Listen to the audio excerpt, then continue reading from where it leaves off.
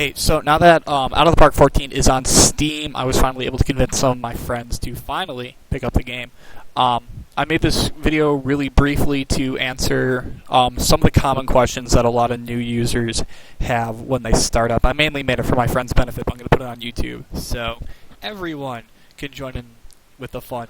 The first thing is when people load up the game for the first time, the MLB marketing or the MLB license things won't be there. So this Major League Baseball, watching the Nationals logos here, that sort of thing isn't going to be found in the game because Out of the Park actually does not have a license with Major League Baseball or the MLBPA, I don't think. So what you need to do is you need to go to the game menu and go to the start screen, or you can do this when you boot up the game for the first time. And it's going to take you to the main menu. You go down to Add-on Central. There's going to be a mod that's called the 2013 All-in-One mod. And what this is going to add is ballpark images, jerseys, caps, logos, face gens, so the players will actually look like the players, high-res photos of coaches, trainers, etc., etc. So basically what this is going to do is it's going to make your Major League game look like a Major League game. It's a combination of a lot of different users' work. Out of the Park has a very active modding community for things like this. Actually, if you look through here, you have a lot of great stuff like historical face gen pack, over 18,000 images for historical and current players. Like, this is some really deep stuff, I guess. So, definitely the all-in-one is mandatory, I feel, if you're looking to play an MLB game, but it's definitely worth looking through the rest of the mods in here and on the forums as well, because not all of them are in the add-on central. So that's the first question a lot of people have.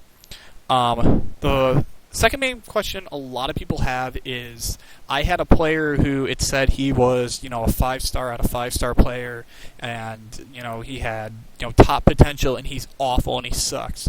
The reason that happens is because the game uses a scouting system that is supposed to emulate what it's really like scouting and attempting to develop Major League talent. It's kind of a crapshoot in baseball. You never know what you're going to get. Look at the number of, top prospects in baseball who have burnt out, like, Delman Young, or look at the number of first-round picks who turned out to be absolute garbage, like, I think Matt Bush with the Padres. So those kind of players, the game tries to emulate that, and it does a lot for realism. Now, the problem is that as a player in this game, it's kind of frustrating. So for me, when I start playing, and I recommend a lot of new players do this, is to turn off the full scouting system. The way you do this is you go to the league settings, and you go to global setup. I think there's another way to get to the global setup screen. This is actually where the rest of the things I'm going to show you for this video are.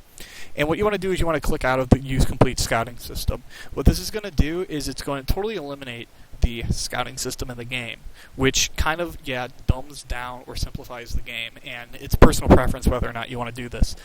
But what this does is it gives you pure rankings for all the players. So if your player is good, you will know he's good. If he's bad, you will know he's bad. It evens the field between you and the AI, and it makes it a lot simpler.